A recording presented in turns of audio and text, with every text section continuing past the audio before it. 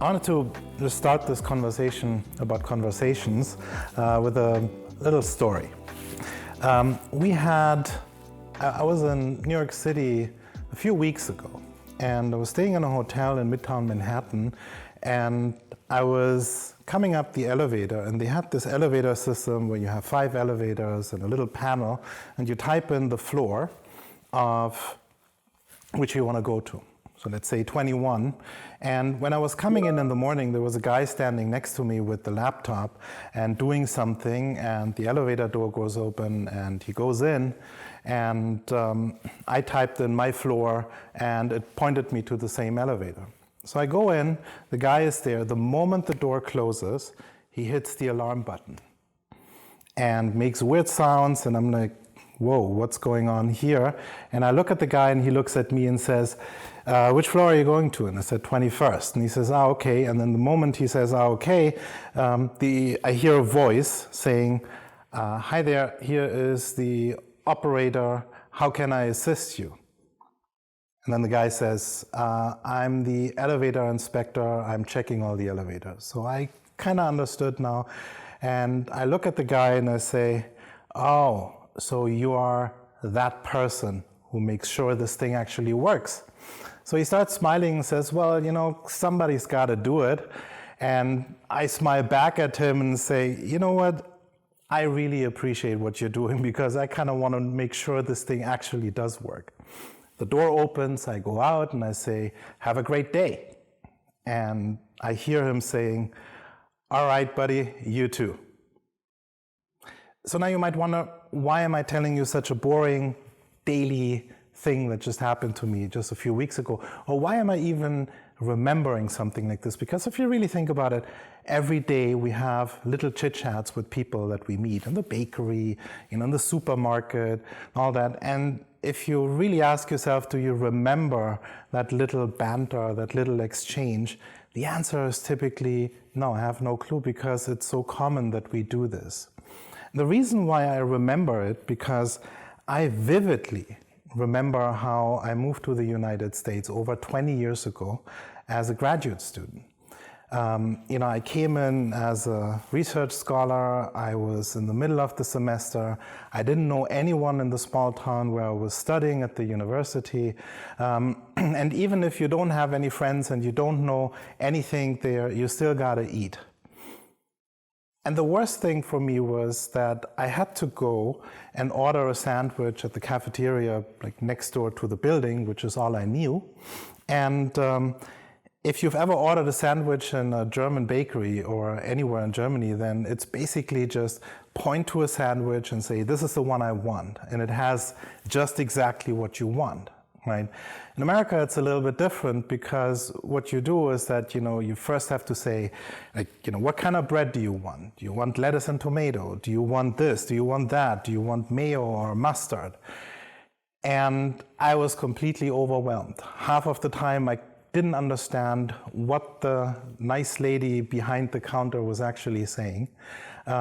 But I needed to eat. So I would order the things by pointing to it and say, yeah, probably white bread, ham and butter, and that was it. And I would do this for 3 weeks, and the thing that totally irritated me was the question, mayo or mustard. I couldn't understand it. I was, for 3 weeks, going there, and I would just take the same thing, and every time when she would ask mayo or mustard, I would say, no thanks. And then eat a very bland sandwich, until one day I had to go to town to do something at the bank, and figured, you know what, on the way back, maybe I should just go to a grocery store and buy something to eat and not go to the cafeteria, drop it off home and then go back to work. So I looked at the shelves, and all of a sudden I saw a big bottle, American-sized bottle of mayonnaise. And that's when it all of a sudden hit me. Like three weeks later, it hit me. Oh, she was asking me, mayonnaise or mustard? That's the question.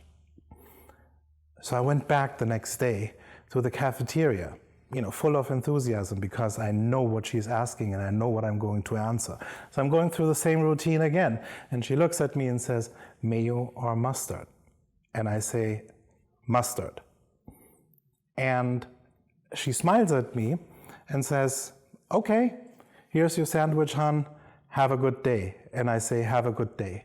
So instead of going into the same place every day, kind of enviously watching all the other students having a nice little conversation that seems to make everyone happy because everyone is smiling, and me just kind of ordering the worst sandwich from the next day onwards, now that I mastered the question of mayo or mustard, I kind of gained a lot of self-confidence. I was able to, also have a friendly exchange with her. Figured out her name and, little details, because I see her every day, right? And it's nice to just say hello and then, look forward to it, that you get served and that, somebody is having a brief conversation with you, and it gives you confidence. And interestingly enough, of course, after that, I made friends and I got to meet people. I made friends for life in some cases, and also have a lot of little exchanges wherever I went, on campus and off campus, with made my life, my personal life, much better. And it also helped me to integrate into the university. I did my research work. I met other researchers. I felt comfortable and confident that I can hold a conversation and that I can communicate whatever is important to me to other people. Now, I'm sure that you can probably relate to this, because at the end of the day, we all are human beings, and in today's world, even more so, whether it's personally, like the stories that I just told you about, or professionally, we have to interact with other human beings, right? Our careers depend on how we interact with other human beings. Can we build relationships with other human beings? Can we make other people trust us? Can we negotiate on certain things that matter to us? So all of these aspects in life are extremely important. Back in the days, we used to call this soft skills as opposed to hard skills, things that we teach at university or, things that you learn in school. Today, we're not really thinking about this. If you look at the framework that, for example, the World Economic Forum has put together in 2016, it poses sort of the communication skills that you have, right in center into how to learn to solve complex problems, because solving complex problems is something that we humans are actually remarkably good at, that requires a lot of creativity, but it also requires engagements with other people, with other humans. And the funny thing is, when it comes down to it, the direct interaction with another human can, in the beginning, be terrifying. And I'm not a particularly insecure person by a long shot, but even for me, if I am thrown into a new situation, having the first conversation always takes some energy, some effort for me to stand up and say, hey, I'm Kamal, I'm doing this, I'm doing that. Wanted to talk to you about this. And it also depends on which culture you're in. I spent significant time of my life on the African continent, and their communications between people are very different from how we are used to it in Europe or in the United States. And similarly, Europe has its own ways, and we have to adapt our own ways of communicating to get the things done that we want to get done. Now, if this is so incredibly important. Now, one of the questions that I've always asked myself is, how is it that we assume that everyone will figure it out on their own? Unless you had, the pleasure of going to a school that taught you communication skills, I didn't. I had never anyone telling me, this is how you communicate. Of course, once in a while somebody gives you feedback on a presentation or, tells you certain things that might potentially help you to say one or the other thing better. But at the end of the day, nobody ever explained to me what is actually essential in a communication. And yet we know, and as somebody who's worked in industry for many, many years, I can tell you that it's not necessarily your hard skills. The hard skills, your technical skills in your profession, they are somewhat assumed, right? And they're also easy to hone in a certain way because, that's what you've learned in school. That's what you specialized over the years in a job, right? You know how to do this, and it's up to you. It's your choice to improve them, right? To make sure that you're the right person for the right job. These so-called soft skills, your ability to communicate and to collaborate and hold a conversation with somebody else, is not something that we are expected to hone, but expected to have. Think about it when you see most of executives that give presentations. If you work in a company and you've listened to senior leadership, I've seen this from the background of how much effort goes into communicating to, for example, employees. How this is not just standing up and just throwing out a few statements, but this is really about practicing. This is about trying to get a certain message across that's consistent, at least for most companies. And this is the fascinating thing, that at the end of the day, we know it's important, but we as human beings, we don't get trained on it. And I think that's quite a risk given how the world is going. And I'll talk a little bit more about why I think this is actually going to become much more important in the future with the rise of technology, especially AI, than what it is maybe today. There's an interesting study that Google did a while back called Project Aristotle. And you can find this on the internet and read up. There's also an interesting New York Times article about the whole process behind the project. But in short, the idea for Google, which is a very innovative company, one of the top tech companies on the planet, they try to find out what makes a high performance team. What makes this one team perform better than another? It's an interesting question, right? Because if you find a template of sorts, if you find what sort of the makeup of these teams are, then you can replicate this, right? So you can construct teams of human beings in such a way that each of these teams is somewhat high performing. Now, Google is a very data-driven company, so they did surveys and tried to collect data from the teams and analyze them, basically to find out that there was no real distinguishing factor.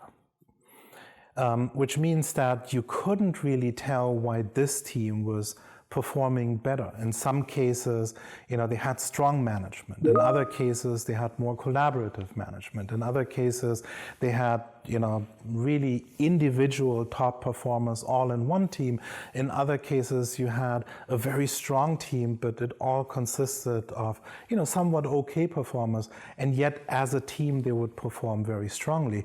And so after, some time, they asked themselves, well, amongst all of these teams, instead of looking at just all the data, what is actually the thing that is the kind of the common pattern between all of them outside of the data that they were collecting? And one of the things that they found out was the most important aspect.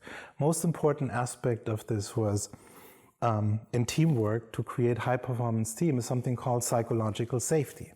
So what does psychological safety mean? Psychological safety means that you, as an employee, you can ask questions without having fear of retribution, without fearing that somebody will say, oh, that's stupid, right? Or if somebody just talks over you and kind of diminishes your point, even though you actually spend some time thinking about it, right? Having a team where you feel that they have your back and where you feel that you make the best contribution that you can make requires a special makeup. And that was the common factor amongst all the high-performing teams, that within that team, every employee felt empowered.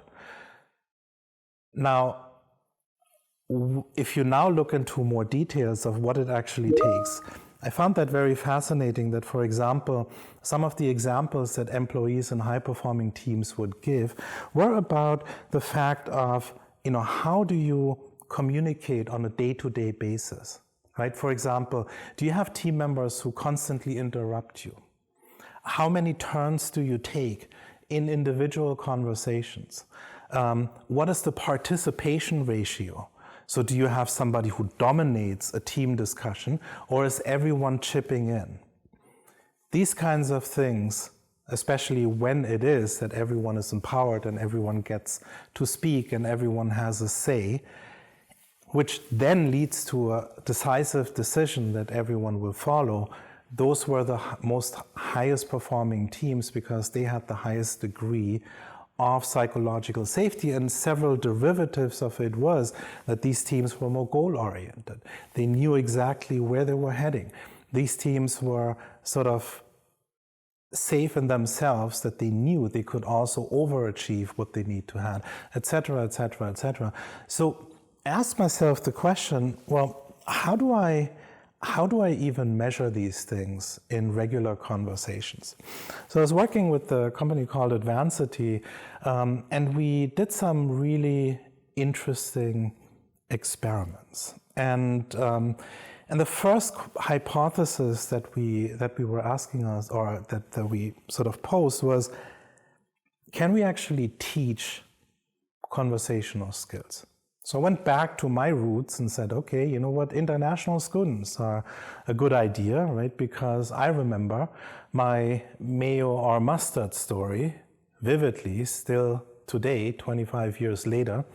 And that must be a problem for a lot of international students. And of course, today the number of international students, for example, in the United States is way higher than it was when I was studying. And so there must be lots of students who have similar issues. So we looked around at the University of Miami, Florida State, various different schools, and we always found one pattern. International students come from the same area, whether it's China or India or something. They come on campus and they stick with themselves. One professor once showed us from his office room, says, if you want to see the problem, if you want to see what the issue is, then just watch when class is over. So we were standing at the window, looking down, and you see the Chinese students are coming out, mingle with themselves. The Vietnamese students come out, mingle with themselves. The Indian students come out, mingle with themselves. But there's very sort of little engagement between these different groups or with the local American students. And part of the reason is because they didn't have the mayo or mustard breakthrough that I had, which means they didn't have they didn't cross the hump towards feeling the security to actually exchange a conversation, to have a conversation in English, right? So we did a very simple experiment, which is, what if we bring two people together, right? Somebody who is a native speaker and somebody who is an international student with, good enough skills that they passed all the English tests and everything, but not very strong conversational skills, just very similar to where I came from when I moved to the United States for the first time. And when I said we brought them together, obviously it was online, via video, and a few years ago, video wasn't as good as it is today, but we managed somehow. And what I meant to say is that what we meant with bringing them together is to literally just told them, have a conversation, talk about anything, about the same age. We of course pre-selected the native English speakers. We called them mentors, and have a conversation. Let's see what comes out of it. And several hundred hours of recorded videos that we, of course, took of these conversations with the students' consent.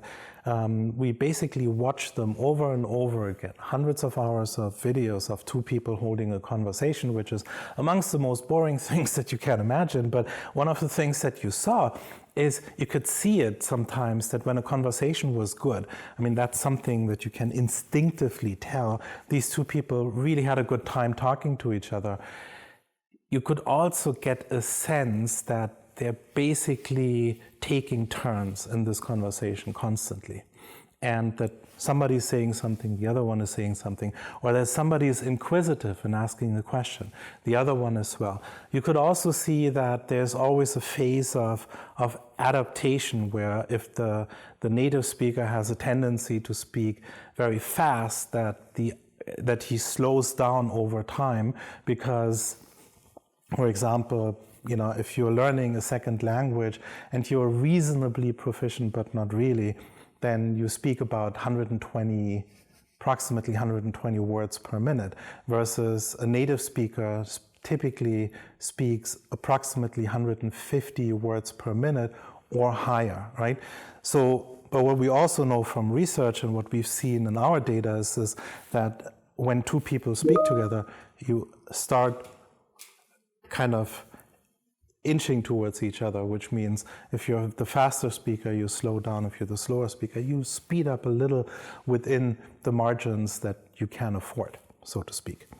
And we also looked at a variety of other aspects, and at some point I asked myself the question, look, I mean, we can't watch these videos over and over and kind of write down notes on what we notice and feed that back to the learners to improve the way how they hold a conversation, or feed that back to the mentors to say, hey, here's what you could do better.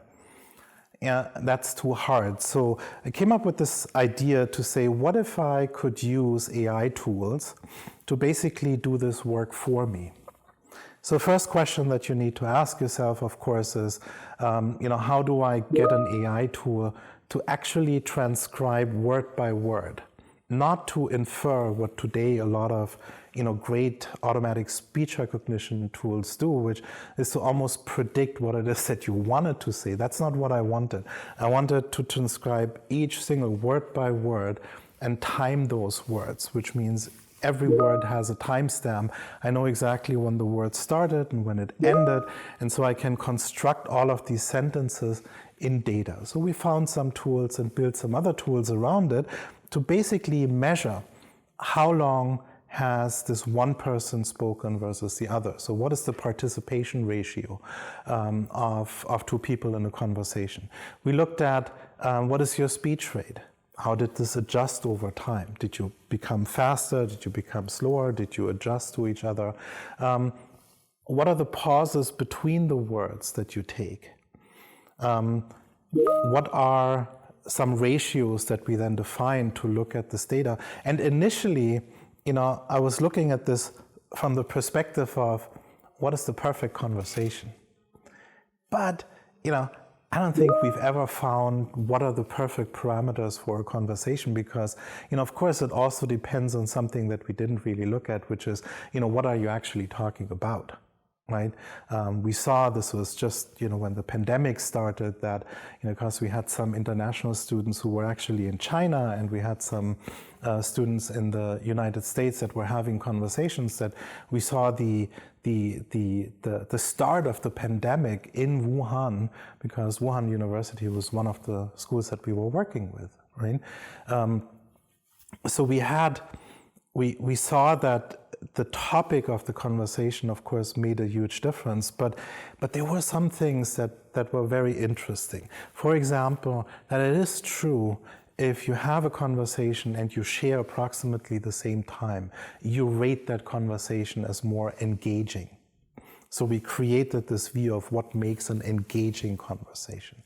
And the AI was always able to basically look at certain aspects and make recommendations. For example, here's a person who never asked a question. So what we did is we built a dashboard and showed it to the student and said, hey, you know what? In this particular conversation, you didn't ask so many questions. Your peers would ask this many questions. Next conversation, try to think about asking more questions, because what a question does, it forces you to think about the other person. It forces you to build empathy with the other person and find out something from that person. And sometimes it takes 2 or 3 questions. Sometimes it also takes you sharing something personal about yourself. And then we monitored how these things changed over time. And what was very interesting, in some cases, you could really see how people were trying to improve. Right? In other cases, we could also see that it was probably helpful for the student to understand certain shortcomings, but at the same time, it's a choice whether you actually make a change or not. Now, this wasn't just interesting between international students who are language learners and sort of native speakers, but it was also interesting to observe this with between native speakers. So I'll give you an example that you probably can also relate to. Do you know what? I've also noticed this. The quickest way to sort somebody out in a job interview is you ask them a very simple question. Tell me something about yourself. You'd be surprised how many people are unprepared for the seemingly simplest question you could ask. Tell me something about yourself. Because what most people do is they basically speak to their CV. But whoever is interviewing you already has your CV. There's absolutely no reason to recite what's on your CV. What the question really means is, tell me something interesting about yourself. Tell me something that helps me to understand where you're coming from. That's what is really, what really means, because think about it, when you are a recruiter or when you are an interviewer, like I used to do that. I would have several interviews on a day, and then I go home and I would ask myself the question, which of these interviews can I remember? Where did something happen that really kind of blew me away, or something that I can actually remember? And then you see it's maybe just one or two, and those are the ones that you will ask for a second. Now, we did this with, regular American students, and there we also saw something really interesting. Think about it. These are people who are absolutely proficient in their language. They speak English like the best. And yet, you see, when you measure it through the AI, you see that there are some things that you can almost predict by the data. You can look at the data and you can say, here's somebody who has a problem articulating an idea because he or she speaks way too fast.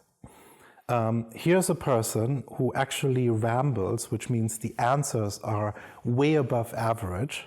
And when you then look at the video, you can see, yeah, I would never hire that person because that answer by itself would kind of disqualify you. There are many different ways of how you can pull all of these things together and then see that you can find ways to help them improve. I want to kind of go towards the end of this and say, well, how do we really use AI? And you've seen probably in the last few months especially, artificial intelligence has blown us all away with, GPT-3 and all sorts of other, and Whisper and all sorts of other tools that are just doing absolutely amazing things. The key question is, what are the things that make sense? And if you search for it, there are lots of companies that offer a lot of things that, in my mind, don't make so much sense. For example, a big topic also in language learning has always been accent reduction. So you can hear, I have a German accent. Reason, I was socialized here in Germany. I grew up here, right? So my English has, I have a German accent. I can't help it. It's part of who I am. It's not a bad thing because, the native English speakers that I have the hardest time understanding are Scottish people. So am I going to tell the Scottish people, you got to work on your accent because I can't understand what you're saying? Are they going to come to me and say, you got to reduce your German accent? No. And accent reduction, I think, for me, is just cutting personality, but there are a lot of AI tools that actually allow you to practice how to reduce an accent, which I think is stupid because at the end of the day, that's like telling me, go on a video and use a computer vision generated AI filter that makes me look white because it might help my career. I'm not white. I'm skin colored in whatever skin color I am, and that's who I am. And so some of the AI tools, some of the capabilities that we have in AI today don't make any sense. AI will be able to help you improve your grammar, no matter whether you're a native speaker or not. And we already use tools like Grammarly. We already, we can do this with GPT-3 and the new chat platforms and all that. I mean, there is a lot of help, I think, in terms of improving how we communicate and how we say certain things. The thing that we always need to be careful with, especially when it comes to recognition of facial features, how your body language and all that, because they really depend on race, they really depend on gender, and those are the things that AI is always extremely bad in, because the way how AI works is that it is as good as the data that I feed it. Of course, it's also as good as whatever the models are and the technology behind it, but mostly it's as good as the data that I feed it to. So if I don't have all the genders covered and all the races covered, which we usually never have, then you will always see a particular bias against those that are not as well represented in the data, which is typically always minorities, women, people with darker skin tones, etc., etc. And so when we help people to improve communications using AI, we also need to make sure that we always remember AI, no matter how impressive the tools are, always has a bias as of today, and that's going to be like this for a long time until we figure out how to deal with these things. This is kind of, I want to end with this, is that I think that there are tremendous opportunities for us on two fronts. The first one is, I really think that enabling access to communication partners to improve your communication is something I wish we would focus on more as a society in our education systems, at university, even in schools, because as AI is what AI is not doing, it's not taking away the ability for us to do the soft skills part. AI is chipping away on what humans do on the hard skills part. This is what AI is automating, right? So a lot of the tasks that we consider today as hard skills is actually what AI is going to do much better than we can. What we are good at is working with each other to solve complex problems. So we need to, in our education system, actually reinforce that part. That doesn't mean that we should reduce our efforts on traditional academic skills, but we have to increase our efforts in those collaboration, communication, conversational skills that we so far have entirely neglected because we assume people will figure it out. Some will, some won't.